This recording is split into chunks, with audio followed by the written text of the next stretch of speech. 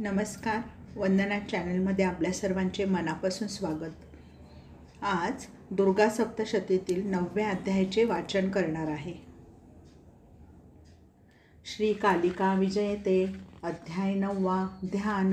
रक्तवर्ण दुर्गा गौरीचा दुपारीच्या फुलांपरी, कंठी अक्षमाला शोभे, बाहू अभयदायक, चंद्रमाशिरी त्रिनेत्रा देवी साजरी तेजसी भली, पाशांकुशधारी अंबेला आज मी शरण जातसे.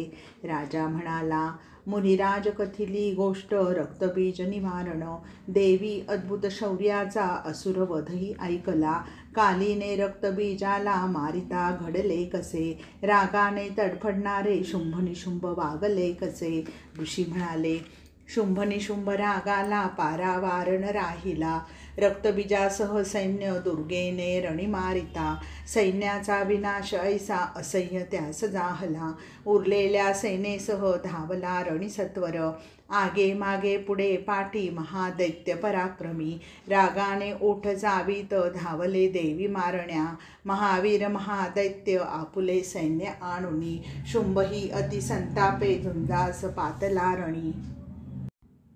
दुर्गा शुंभ निशुंभांचे घनघोर युद्ध जाहले, दोन्ही शत्रूंनी बाणांचा तिथे पाऊस पाडिला, दोघांच्या बाण वर्षावे दुर्गा झाकून जातसे, अतिव धैर्याने परी बाण जाळीस तोडिते, निशुंभ असी धारेने सिंहावर घाव घातला, शिरी घायाळ होऊनी सिंहाचे रक्त सांडले, सिंहास मारिले बघता दुर्गा संतापली तदा, शूरप्रबाणे निशुंभाची अस्रे तात्काळ तोडिली, रत्नखडग दोडी दैत्याचे ढाल मोडून टाकून, असुरपरी सोडिता चक्र देवी मोडून टाकिते, रागाने जळफळणारा निशुंभ शूळ मारिता, शूळाचे मुठीने चूर्ण दुर्गेने करून टाकिले, गरगरा फिरवी गदा धावे आघात कारणे, हातीच्या त्रिशूळाने दुर्गेने फोडली गदा, फरशी हाती घेऊन निशुंभही ये पुढे, अनेक बाणाघातांनी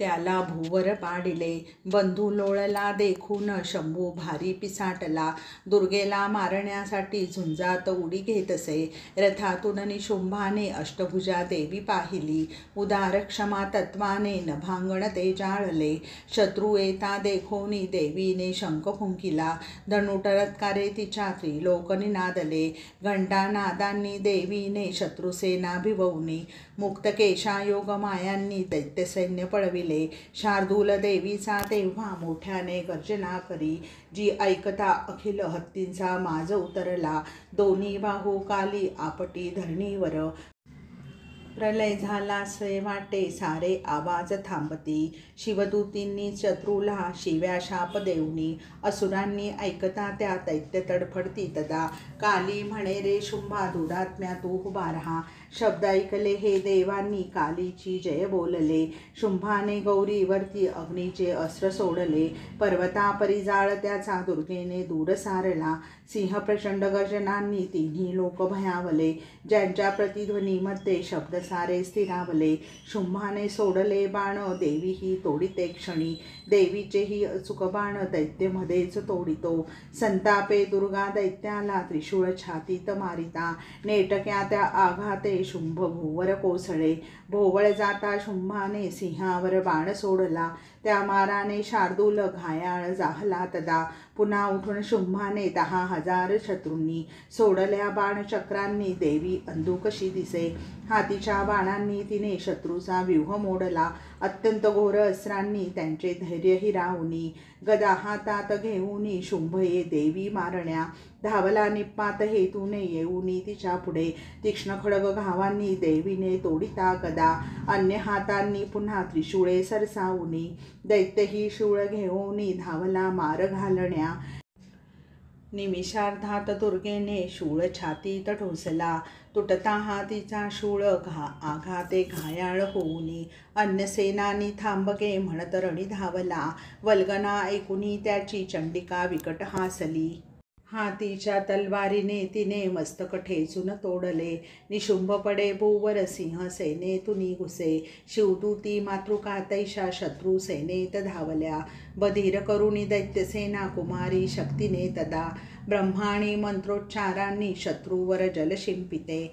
सकल वर्षावे अशा शत्रू भयभीत जाहला. उरलेली दैत्यसेना सैरावैरा विदारली. माहेश्वरी त्रिशूळाने असुर विछिन्न जाहला. वाराही जबडा घाते कित्येक चूर्ण जाहले. वैष्णवीच्या चक्राने शत्रू मारिले किती. वज्राघाते तुकडे तुकडे पळती किती. मरती किती रणी मरती जाती किती. कित्येक पळती घरी. सिंह खाऊन संपवी शिवदूती भक्षित किती.